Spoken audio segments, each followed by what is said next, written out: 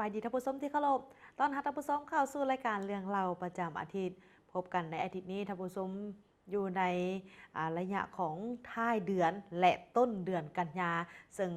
เริ่มแล้วสำหรับการเปิดซกเฮียนใหม่ในปี 2019 2020ซกเฮียน 2019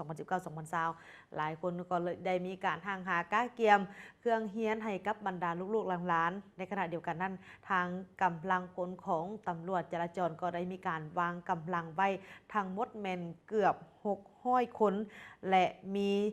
จุดกำลังที่วางไว้ในจำนวนสูงถึง119 จุดเพื่อที่จะระบายลด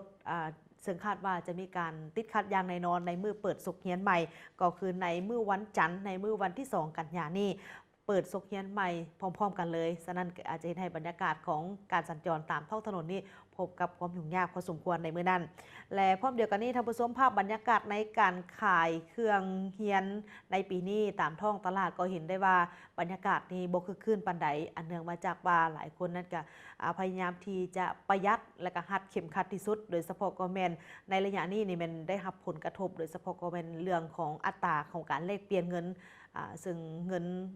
ต่างประเทศเนาะเงินดอลลาร์หรือว่าเงินบาทนี่ก็เห็นว่ามีการแข่งค่าขึ้นสมควรและนอกจากนั้นท่านผู้ชมในอาทิตย์นี้ยังมีเรื่องเกี่ยวกับทางกรมเลี้ยงสัตว์และการประมงกระทรวงเกษตรกรรมและป่าไม้ได้มีการเฝ้าระวังอย่างใกล้ชิดสำหรับการระบาดของพยาธิอะฮิวาหมูแอฟริกาและพร้อมเดียวกันนี้ในระยะที่ผ่านมาอาทิตย์ที่ผ่านมาท่านผู้ชมในระยะต้นอาทิตย์เห็นได้ว่าฝนตกหนักติดต่อกันหลายวันเหตุให้มีสภาพน้ำท่วมขังอยู่ตามเส้นทางต่างๆในขณะเดียวกันนั่น8บ้านของเมืองนาไซทองถูกผลกระทบหนักพอสมควรในระยะที่ผ่านมาและทั้งกรมอุตุนิยมและอุทกศาสตร์ก็ได้มีการแจ้งเตือนมาว่าในระยะวันที่29วันที่29สิงหาคมวันที่1กันยายนนี้เกี่ยมรับมือสำหรับพายุที่จะพัดผ่านเข้ามายังประเทศลาวของพวกเราและนอกจากนั้นยังมีบรรยากาศของการซื้อการขายการลงไปจับจ่ายใช้สอยในท้องตลาดในมือของการทางหาก้าเกียมการทำบุญตักบาตรในมือบุญห่อเข่าประดับดินมาเหล่าคืนต่อทางผู้ชมทัพพิธีทางผู้ชมพามาเบิ่งกันที่เรื่องของทางกำลังตำรวจจราจรได้มีการวางกำลังไว้ถึง119 จุดเพื่อที่จะระบายรถที่คาดว่าจะมีการติดขัดอย่างแน่นอนในมือของการเปิดซกเฮียนใหม่ในมือวันที่2กันยายนนี้พร้อมๆกันเลยโดยทางกำลังตำรวจจราจรนครหลวงวิจารณ์เพิ่นได้มีการวางกำลังไว้จำนวน119 จุดเพื่อที่จะระบายรถในมือเปิดซกเฮียนใหม่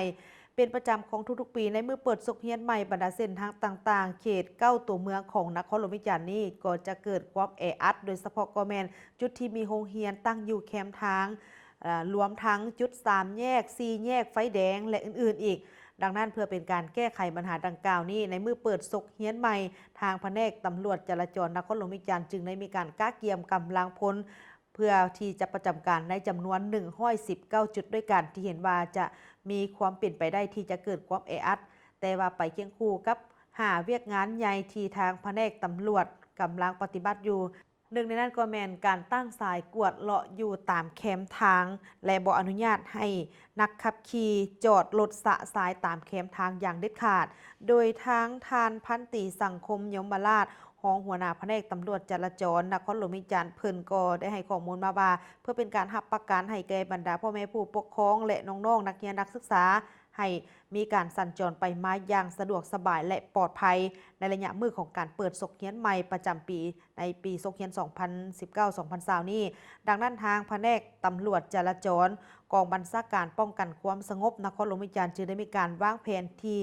จะจัดตั้งกำลังส่งกำลังตำรวจจราจรลงไปประจำอยู่ตามสายทางและตามจุดต่างๆที่อยู่อ้อมหอบนครหลวงวิจารณ์ในจำนวน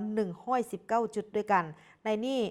นับเอาทางจุดที่มีโรงเรียนที่ตั้งอยู่แคมทางจำนวน49 จุดอยู่ตามป้อมยามต่างๆ49 ป้อมและอื่นๆพร้อมเดียวกันนั้นในมือเปิดซกเฮียนใหม่นี้ทางแผนกตำรวจจราจรยังจะได้สุ่มใส่หาเวียกใหญ่ต้นตอก็คือโฆษณาเผยแพร่กฎหมายซึ่งจะให้คำแนะนำโดยการให้คำแนะนำแก่นักขับขี่อยู่ตามจุดต่างๆเวียกของการระบายการสัญจรเพื่ออำนวยความสะดวกให้แก่นักขับขี่การตั้งสายกวด ให้เลาะกวดไปตามแคมทางและบ่อนุญาตให้นักขับขี่มีการจอดรถแบบสะไซตามแคมทางอย่างเด็ดขาดเพราะว่าจะเป็นการกีดขวางการสัญจรเวียกงานการบังคับการใช้กฎหมายเป็นต้นก็แม่นการกวดกาการปฏิบัติตามกฎระเบียบของจราจรเช่นว่าการกวดกาทาสเหล้าการกวดกาความไวและอื่นๆสำหรับเวียกงานสุดท้ายก็แม่นเวียกงานประจำการเพื่อที่จะคอยกวดกาตลอด24ชั่วโมงหากว่ามีเหตุฉุกเฉินเกิดขึ้นอยู่ในจุดใดหน่วยงานนั่นก็จะออกไปแก้ไขอย่างรีบด่วนเพื่อบ่ให้มีการสัญจรที่ติดขัดซึ่งทั้งหมดเหล่านี้แม่นสามารถเว้าได้ว่าเพื่อเป็นการแนะใส่อำนวยความสะดวกให้แก่พ่อแม่ผู้ปกครองก็คือน้องๆนักเรียนนักศึกษาให้มีการสัญจรไปมาแบบสะดวกในระยะของการเปิดซกเรียนใหม่นี้อันนี้ก็ถือว่าเป็นความเอาใจใส่ของทางแผนกตำรวจจราจรในแต่ละปีท่านผู้ชมในเมื่อเปิดซกเรียนใหม่นี้ภาพบรรยากาศอยู่ตามท้องถนนก็เห็นว่ามีบรรดาน้องๆนักเรียนนักศึกษาที่ไปพร้อมกันเลยในมื้อนั้นบวกกับว่าพ่อแม่ผู้ปกครองที่ไปส่งลูกๆหลานของตนเองก็เฮ็ดให้บรรยากาศของการสัญจรตามท้องถนนนี้มีความติดขัดอังอ๋อฉะนั้นทางตำรวจจราจรเพิ่นจึงได้มีการวางแผนไว้เต็มที่ว่าปีนี้เฮ็ดจั่งใดเฮ็ดให้การจราจรนี่มีความสะดวกและมีความปลอดภัยแต่สิ่งที่สำคัญก็คือทุกคนที่ใช้รถใช้ถนนต้องเห็นใจซึ่งกันและกันเคารพต่อกฎระเบียบจราจรเมาแล้วบ่ขับเพราะว่าหนึ่งในนั้นก็คือทางตำรวจเพิ่นบอกว่าจะกวดหาทาสเหล้าจะจับความไวอันนี้ถ้าหากว่าเพิ่นมีการกวดพบปรับแน่นอนเนาะมีการปรับใหม่อย่างแน่นอนท่านผู้ชมจากนี้ไปนั้นเฮาจะพักก่อนและหลังจากนั้นกลับมาติดตามชมภาพบรรยากาศของการซื้อการขายเครื่องเฮียนก่อนมือเปิดโรงเรียนใหม่ตามท้องตลาด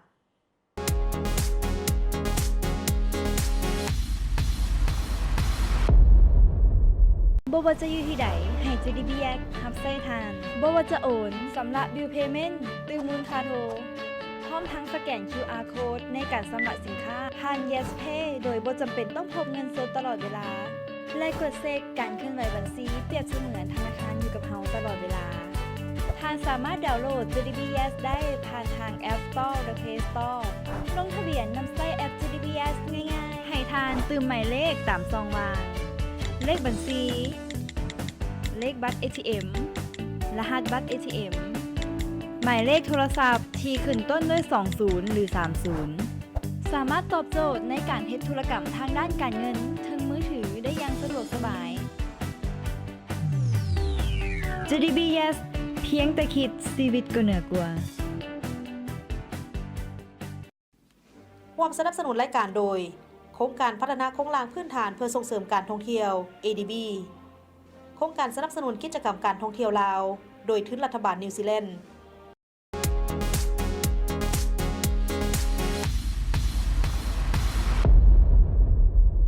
ท่านผู้ชมเข้าสู่ระยะที่2ของรายการระยะที่2ของรายการนี้จะพาท่านผู้ชมไปเบิ่งภาพบรรยากาศของการซื้อการขายตามท้องตลาดเกี่ยวกับบรรดาอุปกรณ์การเรียนเครื่องนุ่งของถือสำหรับน้องนักเรียนลูกๆหลานๆเพราะว่าในมื้อวันจันทร์นี้มื้อวันที่2กันยาก็จะเป็นมื้อเปิดโรงเรียนใหม่แล้วฉะนั้นก่อนมื้อเปิดโรงเรียนใหม่1 อาทิตย์หา2 อาทิตย์เห็นว่าบรรยากาศตามท้องตลาดเนี่ยก็เห็นว่ามีบรรดาผู้ปกครองก็ได้นำเอาลูกๆหลานๆไปเลาะเบิ่งตลาดเพื่อที่จะลองไปสวมใส่เรื่องของเสื้อขาวหรือว่าโซ่งสิ้นต่างๆเพื่อให้พอดีกับลูกหลานของตนเองถ้าสำหรับการซื้อขายอุปกรณ์การเรียนและเครื่องนุ่งของถือสุดนักศึกษานักเรียนนั่นเห็นว่าบรรยากาศในปีนี้ท่านผู้ชมบ่คึกคืนปานใดก่อนการเปิดโรงเรียนใหม่ที่จะมีขึ้นในมื้อวันจันทร์วันที่2กันยายนนี้อยู่ตามท้องตลาดต่างๆก็เห็นว่าบรรยากาศของการซื้อการขายโดยเฉพาะก็เป็นตลาดใหญ่ๆเช่นว่าตลาดขัวดินตลาดเศร้าที่ทีมงานของพวกเราได้ลงไปเก็บกำเอาภาพบรรยากาศของการซื้อการขายเห็นว่าการซื้อขายเครื่องนุ่งโฮมบอหรือว่ารวมไปถึงอุปกรณ์การเรียนการสอนต่างๆแม่นบ่คึกคืนเพราะว่าผู้ที่มาซื้อส่วนหนึ่งก็บอกว่าปีนี้นี่ค่อนข้างจะได้รับผลกระทบจากอัตราของการแลกเปลี่ยนเงินฉะนั้นจึงเฮ็ดให้บรรดาอุปกรณ์การเรียนรวมไปถึงเครื่องนุ่งต่างๆนี่มีราคาที่สูงขึ้นถ้าว่าเทียบใส่ปีที่ผ่านมา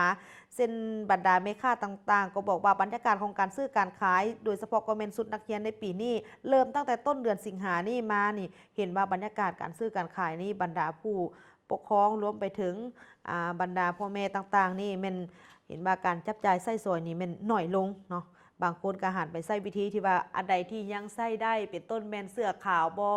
หรือว่าอุปกรณ์การเฮียนอันใดที่ยังใส่ได้ก็ให้ลูกหลานของตัวเองนั้นนำพาใส่คืนเป็นการดีเพื่อว่าส่วนหนึ่งก็เป็นการประหยัดงบไปน้ำอีก โดยการ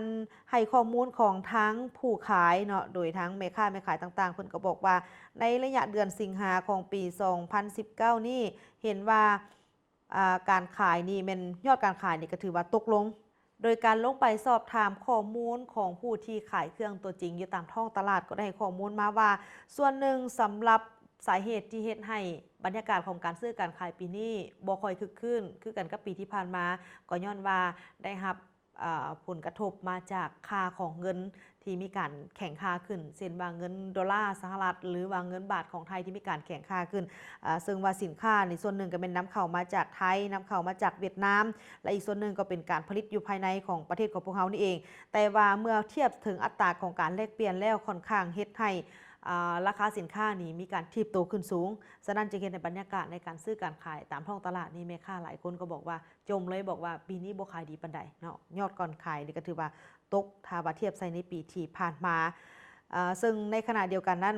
บรรดาพ่อแม่ผู้ปกครองผู้ใดที่มีลูกหลานหลายคนแดอันนี้ก็ค่อนข้างนักใจแดบ่ว่าจะเป็นจ่ายค่าเรียนรวมไปถึงเครื่องนุ่งของถืออุปกรณ์การเรียนแต่จากที่เคยซื้อตัวอย่างว่าจากที่เคยซื้อปีที่ผ่านมาซื้อให้คนละ3ชุดปีนี้ก็เหลืออยู่ชุดหนึ่งหรือ2ชุดเพื่อเป็นการประหยัดรายจ่ายไปนำเนาะส่วนหนึ่งก็เป็นคือนั้นซึ่งพ่อแม่ผู้ปกครองก็ได้ให้ข้อมูลมาคือนั้นเอาถึงอย่างใดก็ดีในระยะนี้ก็เห็นว่าบรรยากาศของการซื้อการขายตามท้องตลาดนี่ก็ส่วนใหญ่ก็แม่นบ่ค่อยคือขึ้นปานใดเช่นว่าอุปกรณ์การเรียนบ่หรือว่าเครื่องนุ่งของถือต่างๆนี่ก็บ่ค่อย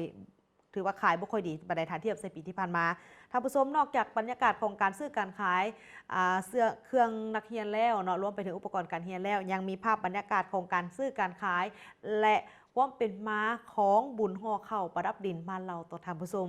เมื่อว่าถึงภาพบรรยากาศของการซื้อการขายอยู่ตามท้องตลาดในมือก่อนมือบุญห่อข้าวประดับดิน1มือเนาะเห็นว่าบรรยากาศของการซื้อการขายปีนี้ก็ยังคงเช่นเดียวกับปีที่ผ่านมาส่วนใหญ่แล้วบรรดาผู้ที่ลงจับจ่ายไส้สอยตามท้องตลาดก็คือเลือกเอาวิธีของการสะดวกที่สุดก็คือการลงไปจับจ่ายไส้สอยตามท้องตลาดการเฮ็ดห่อข้าวต่างๆหลายคนก็เลือกวิธีที่จะซื้อสะดวกกว่าและบางคนก็บอกว่าประหยัดกว่าถ้าหากว่าเฮาซื้อมาเฮ็ดเองถ้าจำนวนน้อยก็ถือว่าแพงกว่าแต่ถ้าว่าจำนวนหลายรวมกันหลายๆคนมาเฮ็ดนี่ก็ถือว่าถูกกว่าก็แล้วแต่เนาะสำหรับภาพบรรยากาศหรือว่าความคิดของแต่ละคนอาจจะแตกต่างถึงอย่างใดก็ดีเนาะในขณะเดียวกันนั้นบางคนก็ให้ทัศนะว่าในบุญห่อข้าวประดับดินนี่ทุกปีตนเองก็เลือกใช้ผลิตภัณฑ์ที่ใช้วัตถุดิบจากทางธรรมชาติเป็นต้นแมนห่อข้าวก็จะนำเอาใบตองหรือว่าเอาใบบัวมาใส่การห่อแทนโฟมแทนถุงยางอันนี้ก็เพื่อเป็นการรักษาสภาพแวดล้อมน้ำกัน และพร้อมเดียวกันนี่สำหรับมูลเหตุหรือว่าสำหรับความเป็นมาของบุญห่อข้าวประดับดินเข้ามาฟังน้ำกันสำหรับภาพบรรยากาศอยู่ตามวัดวาอารามต่างๆในมือของบุญห่อข้าวประดับดินเห็นว่ามีบรรยากาศที่คึกคืนพอสมควรหลายคนก็ได้มีโอกาสตื่นดึกลุกเศร้าไปใส่ห่อข้าวบ่ว่าจะใส่อยู่เฮือนหรือว่าใส่ตามถนนหนทางรวมไปถึงวัดวาอารามก็ตื่นแต่ดึกลุกแต่เช้าตื่นตั้งแต่3 โมง 4 โมงเช้าพี่แหละเนาะเริ่มใส่ห่อข้าวไปในวันแฮม14ค่ำเดือน9ลาวในปีนี้แม่นกงกับเมื่อวันที่29สิงหาคม2019ประชาชนลาวในทั่วประเทศได้พากันทำบุญห่อข้าวประดับดินตามฮีตของประเพณีที่บรรพบุรุษลาวได้สืบสานกันมาเป็นเวลาหลายร้อยปีแล้วจนกลายมาเป็นฮีตของประเพณีและวัฒนธรรมประจำชาติซึ่งมีบัญญัติไว้ในฮีต12ของ14ว่าเดือน9ดับเป็นบุญห่อข้าวประดับดินเกี่ยวกับฮีตของประเพณีการทำบุญห่อข้าวประดับดินของคนลาวบูฮานที่ได้ปฏิบัติกันมาจนถึงทุกวันนี้ก่อนที่จะมีการทำบุญประชาชนก็จะมีการห่างหากะเกียมเครื่องไสยทานต่างๆเป็นต้นก็แมนข้าวต้มข้าวนมและวัตถุไสยทานอื่นๆไปพร้อมกันและข้าวต้มข้าวนมเหล่านั้นก็จะแบ่งออกเป็นส่วนก็คือส่วนหนึ่งแมนปะไว้รับประทานภายในครอบครัวและอีกส่วนที่2ก็แมนแบ่งให้กับญาติพี่น้องและมิตรสหายให้รับประทานส่วนที่3แมนแบ่งไว้ทำบุญตักบาตรถวายให้แด่พระสงฆ์สามเณรอุทิศหยาดน้ำไปให้เปตชนส่วนผู้ส่วนที่4นั่นก็แมนเอาตองกล้วยมาห่อเป็น ประเภทข้าวต้มข้าวนมวัตถุทานต่างๆรวมกันเป็นห่อน้อยๆหรือว่าห่อใหญ่ตามความต้องการแล้วเอาไปปะไว้ตามระเบียงสิมธาตุเจดีย์ตามหญ้าตั้งแต่เช้ามืดก็คือเวลาตั้งแต่4 โมงเช้า5 โมงเช้าของมื้อเดือนเก้าดับเพื่อให้เปตะซนมาหับเอาตามความเชื่อถือของคนโบราณก่อนนับถือพุทธศาสนาห่อสิ่งของเหล่านั้นแม่นถึกฝนแดดลมนกกาหนูหมาเป็ดไก่จิกตอดก็จะตกเฮียสะซ้ายไปตามดินตามหญ้าคนก็เลยพากันเรียกว่าห่อข้าวประดับดินสรุปเรื่องประเพณีของการห่อข้าวประดับดินบุญห่อข้าวประดับดินนี่เป็นบุญประเพณีประจำเดือนเก้าดับบรรพบุรุษลาวเฮาได้ปฏิบัติสืบสานกันมาเป็นเวลายาวนานจนกลายเป็นฮีตของประเพณีประจำชาติในเมื่อก่อนซึ่งได้บัญญัติไว้ในฮีต12ของ14เว้าว่าเดือนเก้าดับเอาบุญห่อข้าวประดับดินอันนี้ก็คือความเป็นมาของบุญห่อข้าวประดับดินในมื้อนั้นหลายคนก็มีโอกาสได้ไปทำบุญตักบาตรตามวัดว่าอาหารต่างๆได้ใส่ห่อข้าวตั้งแต่ดึกลุกแต่เช้าเลยอันนี้ก็เป็นความเชื่อและก็เป็นความห้องว่าเป็นความภูมิใจเป็นความภาคภูมิใจ โดยเฉพาะก็แม่นเว้าถึงที่12ของ14ของลาวเฮาที่ได้สืบสานกันมาหลายสิบคนถ้าผู้ชมจะนี่ไปนะครับจะพักก่อนหลังจากนั้นกลับมาสู่ระยะที่3ของรายการยังมีเรื่องเกี่ยวกับกรมเลี้ยงสัตว์รายการประมงกระทรวงเกษตรกรรมและป่าไม้เฝ้าระวังเต็มที่สำหรับการต้านพยาธิอาฮิวาหมูแอฟริกาพร้อมด้วยภาพบรรยากาศในมื้อที่ผ่านมาในระยะต้นอาทิตย์ที่มีน้ำท่วมโดยเฉพาะก็เป็น8บ้านของเมืองนาไซทองที่ได้รับผลกระทบ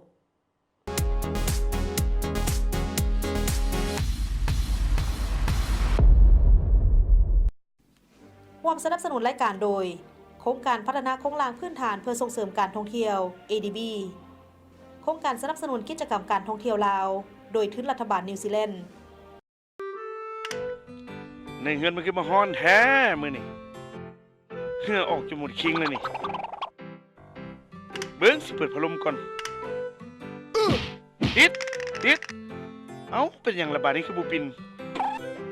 โอ้ยสายมันรูดเอ้าบ่ยากสิแปลงเบิ่งจ้ามันบ่คุ้มกับผลเสียที่จะตามมาควรนำใช้อุปกรณ์ไฟฟ้าที่ได้มาตรฐานเพื่อความปลอดภัยของตัวของท่านเอง แบบนี้ก็ยินดีคือกันคักสุดด้วยความปรารถนาดีจากรัฐวิสาหกิจไฟฟ้าลาว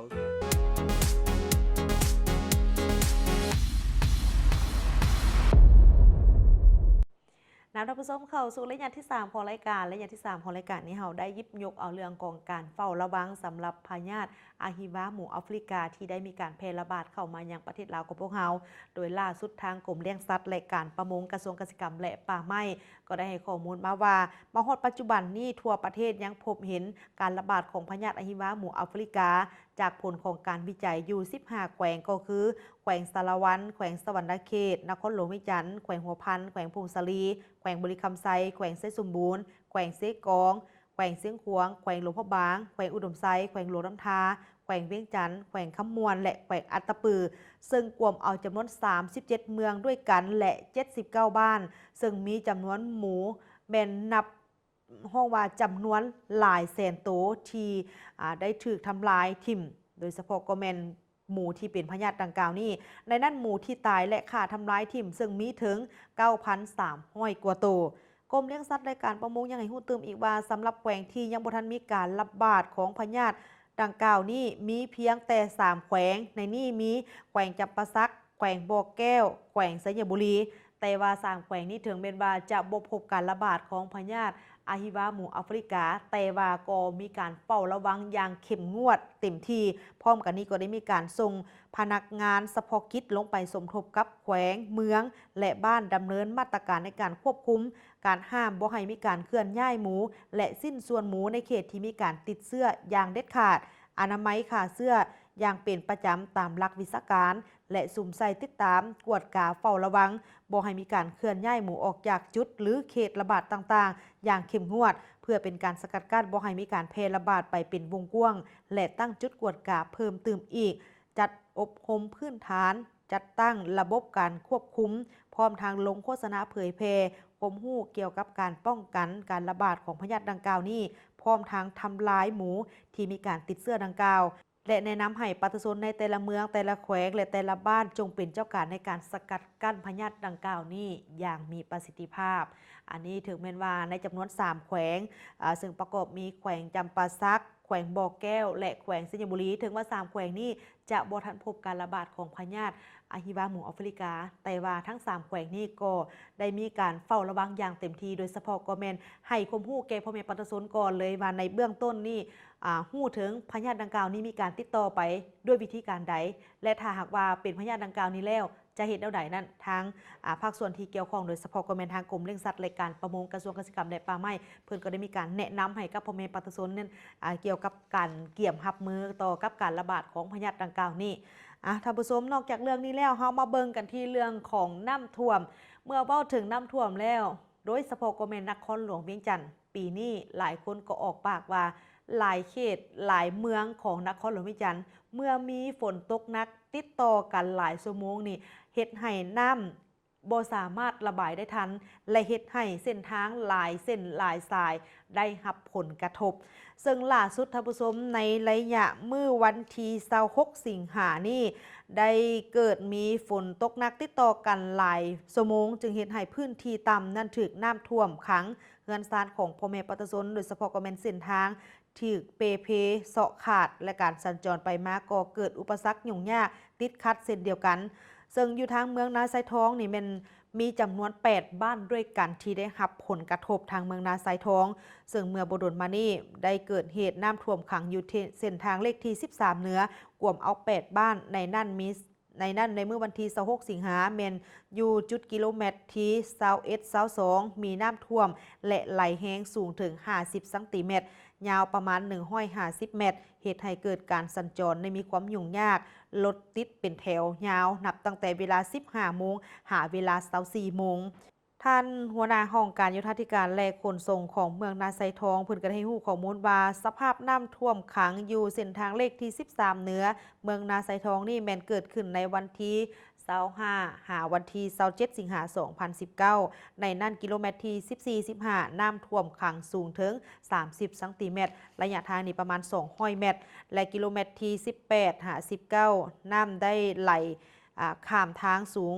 ระดับความสูงของน้ำนี่เป็น30ซนระยะทางนี่เป็น150เมตรการสัญจรบางข้างเขาเป็นติดขัดส่วนว่ากิโลเมตรที่21และ22น้ำท่วม2จุดคือทางเข้าด่านซีระดับน้ำสูงถึง50ซนระยะทางนี่เป็น150เมตรน้ำได้ไหลแห้งการไปมาพบกับความยุ่งยากรถติดเป็นแถวยาวตั้งแต่เวลา 15 โมงของวันที่26สิงหาคมจนฮอดเวลา 24 โมงส่วนว่ากิโลเมตรที่22 23จุดขึ้นทางด่วนท่วมทางประมาณ20ซนน้ำได้ไหลข้ามทางแต่ว่ารถสามารถไปมาได้แต่ต้องได้เอารถจกนี่มาตัดทางด่วนกิโลเมตรที่30-31น้ำได้ไหลข้ามทางผลกระทบจากโครงการทางรถไฟซึ่งเฉพาะทาง8บ้านของเมืองนาไซทองที่ได้รับผลกระทบในเถื่อนี้ก็ถือว่านักพอสมควรโดยเส้นทางบ้านดงหลวงหาโพนแก้วหาโพนสวรรค์น้ำท่วมสูงถึง300 เมตรลึกนี่แม่นความลึกของน้ำนี่แม่นอยู่ในระดับ50ซนรถต่ำแม่นบ่สามารถผ่านไปได้ทางเลขที่13เหนือแหล่งท่องเที่ยวตาดซ้อนก็เกิดน้ำท่วมโรงเรียนบ้านนายางนาซ้อนและบ้านหัวขัวนอกจากนั้นก็ยังมีผลกระทบจากโครงการก่อสร้างทางด่วนซึ่งเกิดมีน้ำท่วมอยู่กิโลเมตรที่11และกิโลเมตรที่21ก็คือบ้านหนองคันคูน้ำท่วมเฮือนประชาชน4หลังปัจจุบันนี้ได้นำไส้รถจกตัดแล้วทางดังกล่าวนี้สังรวมแล้วว่าทั่วเมืองนาไซทองมีน้ำท่วมขังทั้งหมดแมนจำนวน8บ้านด้วยกันในนี้ประกอบมีบ้านหัวสร้างบ้านหัวขัวบ้านนาซอนบ้านนายางบ้านหนองคันคูบ้านพางแห้งบ้านนาเลียนบ้านนาไซทองเหนือส่วนว่าวิธีการแก้ไขนั่นองค์การปกครองของบ้านก็ได้มีการสมทบกับกำลังป้องกันความสงบก็คือปกสกลุ่มบ้านได้ช่วยเหลือในการระบายรถที่ติดอยู่ตามเรียบตามแคมทางในระยะอาทิตย์ที่ผ่านมาท่านผู้ชมหลังจากที่ฝนตกหนักติดต่อกันหลายวัน เนาะ3-4 วันที่ผ่านมาและเหตุให้น้ำท่วมขังโดยเฉพาะก็แม่นเส้นทางในนครหลวงวิจารณ์นี่แหละได้รับผลกระทบการไปมาในแต่เศร้าๆนี่พบความยุ่งยากเลยหลายคนก็บอกว่าบ่เคยเห็นสภาพน้ำหลายถึงขนาดนี้แต่ถึงอย่างใดก็ดีท่านผู้ชมระยะนี้ทางกรมอุตุนิยมและอุทกศาสตร์ก็ยังมีการแจ้งเตือนอยู่ก็คือในระยะวันที่29 30 31 สิงหาต่อใส่วันที่1 กันยายนนี้โดยทางกรมอุตุนิยมและอุทกศาสตร์ได้มีการแจ้งเตือนมาว่าพายุเขตฮ้อนพายุหนุนเขตฮ้อนฟูโด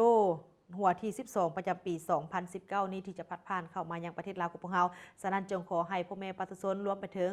ภาคส่วนที่เกี่ยวข้องอำนาจการปกครองก็ได้มีการแจ้งเตือนไปถึงลูกบ้านของตนเองเพื่อที่จะกะเกียมโดยเฉพาะก็แม่นผู้ใดที่มีเฮือนซานอยู่ตามจุดที่เสี่ยงอยู่ตามจุดล้ำแม่น้ำหรือว่าอยู่ตามตีนผู้ต่างๆนี้ต้องได้เอาใจใส่เป็นพิเศษถ้าหากว่ามีการแจ้งเตือนมาแบบนี้เนาะเอาถึงอย่างไรก็ดีท่านผู้ชมในเมื่อเปิดซกเฮียนใหม่เมื่อวันที่2 กันยายนนี้หวังว่าฝนคงจะบ่ตกและก็อาจจะเฮ็ดให้เพราะว่าถ้าว่าฝนตกนี่แน่นอนเสื้อว่าในมื้อนั้นภาพบรรยากาศของการสัญจรตามท้องถนนน้องๆนักเรียนที่ไปโรงเรียนนี่จะได้รับผลกระทบอย่างหนักแน่นอนท่านผู้ชมจากนี้ไปนั้นเราจะพักก่อนหลังจากนั้นกลับเข้าสู่ระยะสุดท้ายของรายการ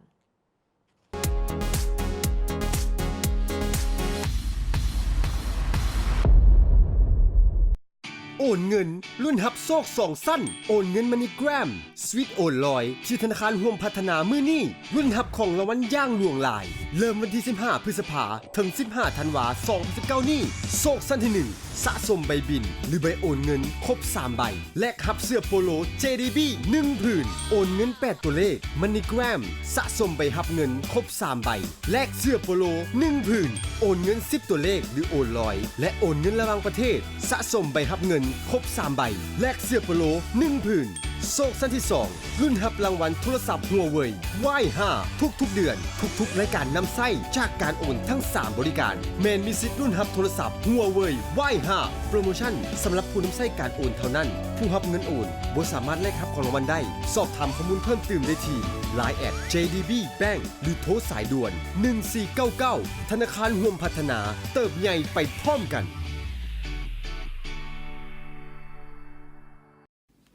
ร่วมสนับสนุนรายการโดยโครงการพัฒนาโครงสร้างพื้นฐานเพื่อส่งเสริมการท่องเที่ยว ADB โครงการสนับสนุนกิจกรรมการท่องเที่ยวลาวโดยทุนรัฐบาลนิวซีแลนด์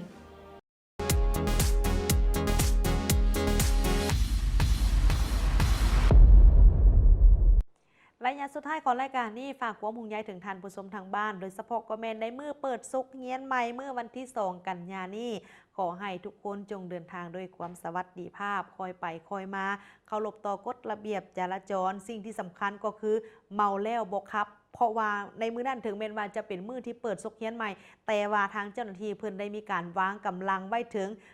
119 จุดด้วยกันที่จะระบายรถแต่ว่าหนึ่งในนั้นก็จะมีการกวดด่านกวดของเพิ่นแต่ละจุดไว้อีก